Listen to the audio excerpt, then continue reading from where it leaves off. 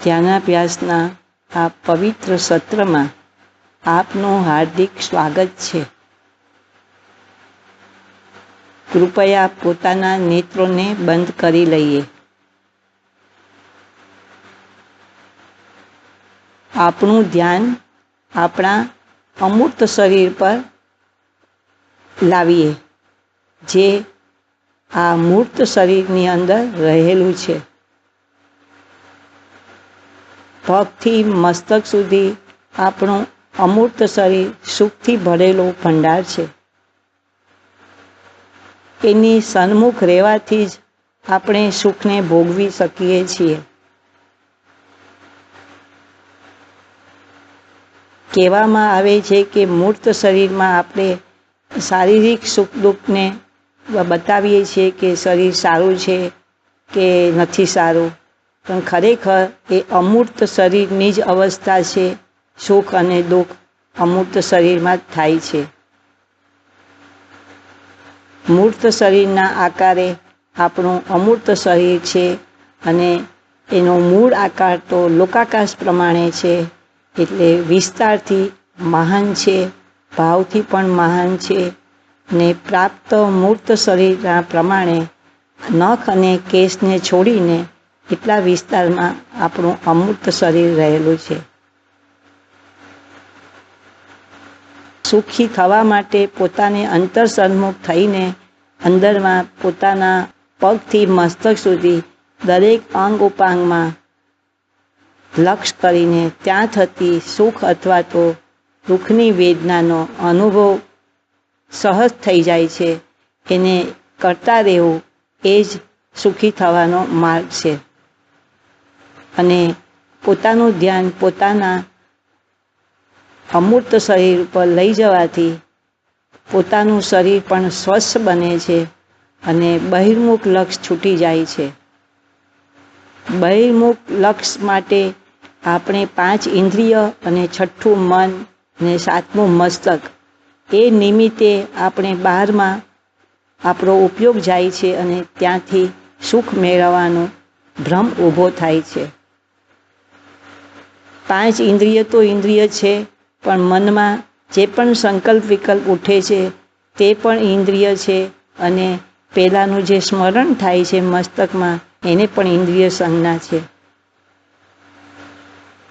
બહિર્મુખ લક્ષ છોડવા માટે ઇન્દ્રિય જ્ઞાનનો નિરોધ કરીએ, મનમાં સંકલ્પ વિકલ્પ ન કરીએ અને જે પણ સ્મરણમાં પહેલાં પણ હોય એને વિસ્મરણ કરી દઈએ અને જગતની સાથે કોઈ પણ સંબંધ કરવા જેવો નથી, કારણ કે આપણને અંતર્મુખ થતાં અટકાવે છે.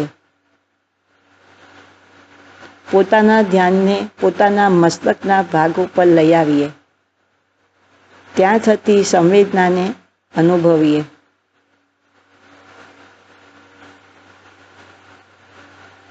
જે પણ અંગનું નામ લઈએ તે મનમાં દોહરાવો અને ત્યાં પોતાના ધ્યાનને ટકાવી રાખવાનો પ્રયત્ન કરવો.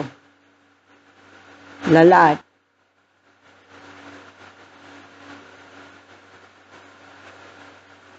ભૂમધ્ય,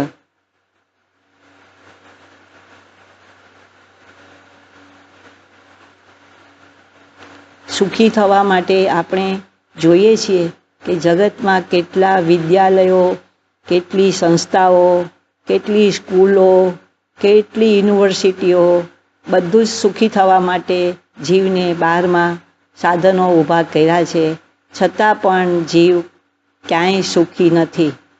સાચી વિદ્યા તો અંતર્મુખ થઈને પોતાનો અનુભવ કરી લે, એમાં જ એને સુખનો અનુભવ થાય છે. પોતાના ધ્યાનને પોતાના જમણા નેત્ર ઉપર લઈ આવો.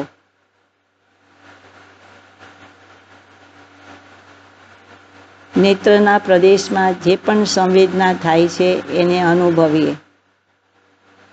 ડાબું નેત્ર, બંને નેત્ર એક સાથે,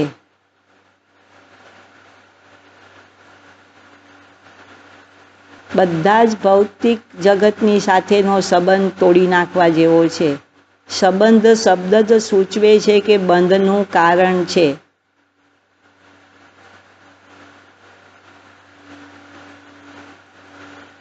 જમણો કાન, ડાબો કાન, બંને કાન એક સાથે,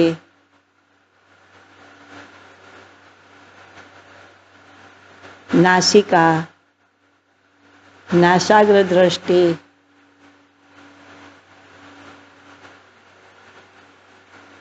જમણો ગાલ, ડાબો ગાલ,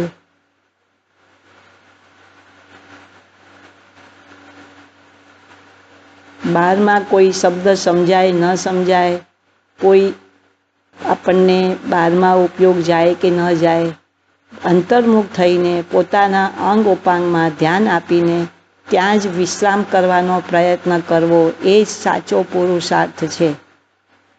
બીજું કાંઈ સમજાય ન યાદ રહે કંઈ વાંધો નથી, પરંતુ આ ધ્યાનનું ફળ જ આપણને સુખી થવા માટેનું કાર્ય છે. બંને હોઠ, દંત પંક્તિ, તાળવું, જીભ, કંઠ, ગ્રીવા,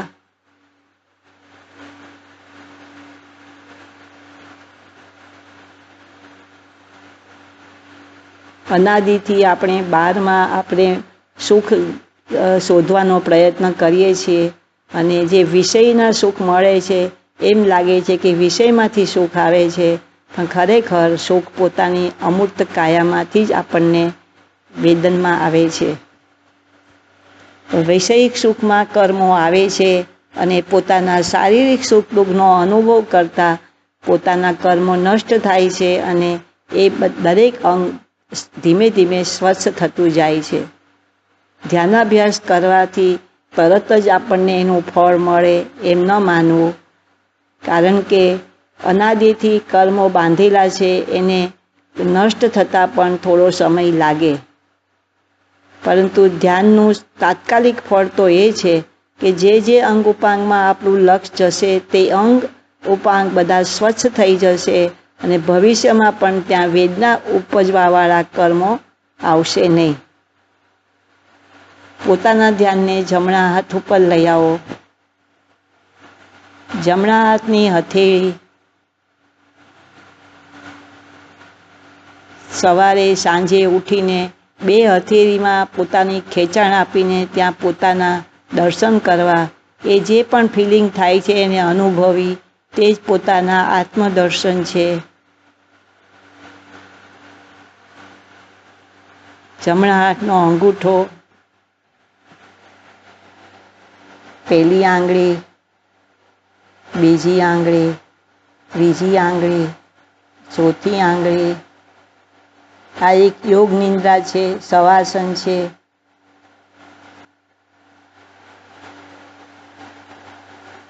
જે નિંદ્રા છે એ તો મૂર્છા છે. નિંદ્રામાં પોતાના આત્માનો અનુભવ થઈ શકતો નથી.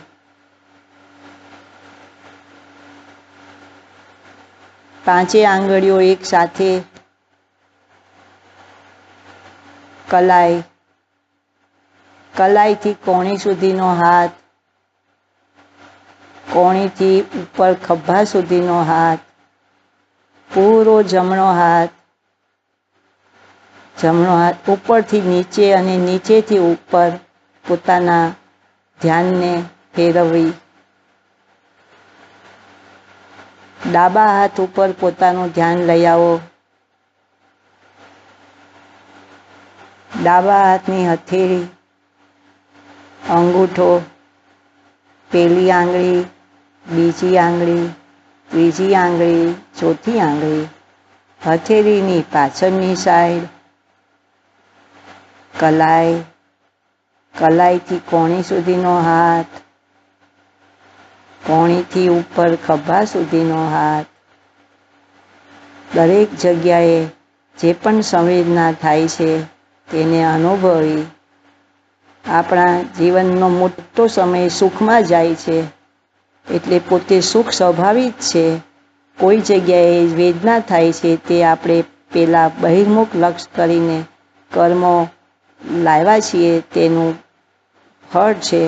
એ ત્યાં પોતાના ધ્યાનને રાખતા ત્યાં વેદનાવાળા કર્મો પણ પલાયન થઈ જશે. આપણા ધ્યાનને આપણે અંદર રાખીશું તો કર્મ બહાર જ રહેશે, અને આપણા ધ્યાનને જો બહિર્મુખ થઈશું તો કર્મો અંદર આવી જશે. પોતાના પરિભ્રમણના દુઃખોને યાદ કરવા. વનસ્પતિ જુઓ તો કેટલી વનસ્પતિ છે. એ તો એકેન્દ્રિય જીવો બધા મૂર્છામાં જીવે છે અને અનંતકાળ ત્યાં જાય છે. આ પોતાના આત્માની પોતે વિરાધના કરી છે તેનું આ ફળ છે. બીજા તો મચ્છી મચ્છર તો પણ થોડા મોટા જંતુ હોય છે. એકેન્દ્રિયના દુઃખ તો કહેવાય એમ નથી, વર્ણવી પણ ન શકાય એટલા દુઃખ છે. આ દુઃખને આપણે ન પામવા હોય તો પોતાના અંતર્મુખ થઈને પોતાનું સંવેદન કરતા રહીએ. એક ક્ષણ માત્ર પણ આપણો ઉપયોગ બહાર ન જાય એવી ભાવના તો કરીએ. પોતાના વચ્ચેના ધડ ભાગ ઉપર આવી, છાતી, ફેફસા, પેટનો ભાગ, આ બધા જ વચ્ચેના મધ્યલોક બોલાય છે. ત્યાં રહેલા બધા જ આપણા અંગ બહુ અગત્યના કહેવાય છે. ત્યાં વારંવાર પોતાના ધ્યાનને લઈ જવું અને ત્યાં થતી સંવેદનાને અનુભવી. નાભીનો ભાગ, ત્યાં પોતાના ઉપયોગને નાભીની ગોળ ગોળ પોતાના ઉપયોગને ફેરવવો. પોતાની વૃત્તિ કહો, ઉપયોગ કહો, અવસ્થા કહો, પોતાનું ધ્યાન કહો. ધ્યાન એક સ્વસંવેદન છે. ધ્યાન એટલે ખાલી આંખો બંધ કરીને બેસી રહેવું એટલું નથી. અંદરમાં લક્ષ કરીને અંતર્મુખ થઈને ત્યાં થતી સંવેદનાને ગ્રહણ કરવી એનું નામ ધ્યાન છે. એનું નામ સ્વસંવેદન છે, આત્મા અનુભૂતિ છે, પરમાત્મા દર્શન છે, પરમાત્મા થવાનો માર્ગ છે. પોતાના ધ્યાનને જમણા પગ ઉપર લઈ આવીએ. જમણા પગના પગતળિયા જે અંતિમ સીમા છે એની બહાર આપણું કાંઈ જ નથી. અંગૂઠો, પહેલી આંગળી, બીજી આંગળી, ત્રીજી આંગળી, ચોથી આંગળી, પંજો, એડી, પિંડલી, ઘૂંટણના બધાને બહુ જ દુખાવા હોય છે, પેઇન થતું હોય છે. આ માટે પેઇન ભવિષ્યમાં પણ ન થાય એ અત્યારે તો કદાચ આપણને સુખના અવસ્થા છે તો એ વખતે પણ પોતાના ધ્યાનને એની ઉપર લાવીને ફરીથી વેદનાના કર્મ ના આવે એના માટે ત્યાં વિશ્રામ કરો, ત્યાં લક્ષ કરો, ત્યાં થતી સંવેદનાને અનુભવી. ઘૂંટણથી ઉપરનો વિશાળ ભાગ છે જાંઘનો, નિતમ જે આપણે બેસીએ છીએ ત્યારે નિતમના ટેકે બેસીએ છીએ. પૂરો જમણો પગ, ડાબા પગ ઉપર પોતાનું ધ્યાન લઈ આવો. ભગવાનની મૂર્તિ યાદ કરવી. કેવી અંગ બતાવે છે કે ભગવાન પોતાના ધ્યાનમાં મસ્ત છે. એને કામ કરવાનું છોડી દીધું, દેખવાનું છોડી દીધું, પગે ચાલવાનું છોડી દીધું, કશું જ કંઈ કરવાનું નથી. એવી સ્થિતિ પરમાત્માએ પોતાની બનાવી દીધી. આપણે પણ પરમાત્મા થવું છે તો આપણે ક્ષણ ક્ષણ આવી સ્થિતિનો અનુભવ કરીએ. હાલ્યા ડોલ્યા વગર ધ્યાનનો અભ્યાસ કરતા રહીએ. ડાબા પગ ઉપર પોતાના ધ્યાનને લઈ આવો. ડાબા પગના પગતળિયા, પાંચેય આંગળીઓ, અંગૂઠો, પહેલી આંગળી, બીજી આંગળી, ત્રીજી આંગળી, ચોથી આંગળી, પંજો, એડી,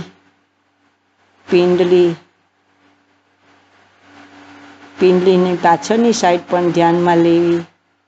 કોઈ નાનામાં નાનો ભાગ પણ જો ધ્યાનમાં લેશો તો એ ભાગનું પણ સંવેદનાને આપણે ગ્રહણ કરીશું તો દરેક અંગ ઉપાંગ સ્વસ્થ થઈ જશે.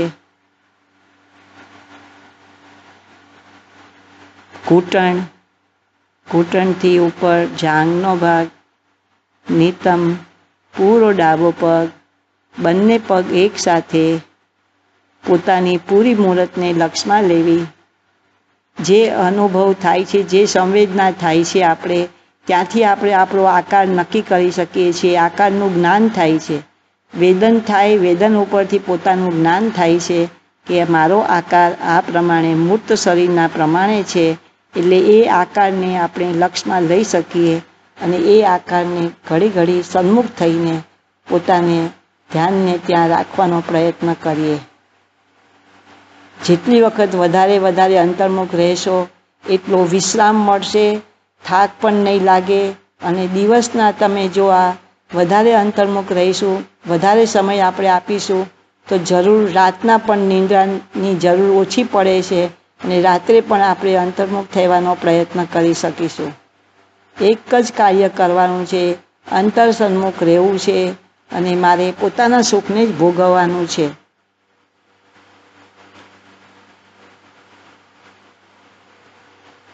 અનાદિથી પોતે પોતાની સામું જોયું નથી અને પોતે પોતાનો આત્મઘાત કર્યો છે. આપણે પાપી છીએ કારણ કે પોતાને પોતાના સુખની ખબર નથી અને બહારમાંથી સુખ મેળવવાનો પ્રયત્ન કરીએ છીએ અને એના નિમિત્તે આ સંસાર ચક્ર ઊભું થયું છે અને પરિભ્રમણ અનાદિકાળથી કેવી યોનિમાં જન્મ લીધા હશે અને કેટલા દુઃખ ભોગવ્યા હશે તે કલ્પના પણ આપણે કરી શકતા નથી. પોતાને પરમાત્મા બનવાનો ભાવના કરવી અને એના માટેનો જ આ એક પ્રયત્ન છે. અને જો અંદરની ભાવના હશે આપણી તો જરૂર આપણે પોતાના દરેક ભાગને સ્વચ્છ બનાવીને પડેલા કર્મોને નષ્ટ કરીને આપણી શુદ્ધ દશા જરૂર પ્રગટ કરી શકીશું. ધ્યાનાભ્યાસનું સત્ર અહીં પૂરું કરીએ છીએ. આપના સહકાર બદલ ધન્યવાદ.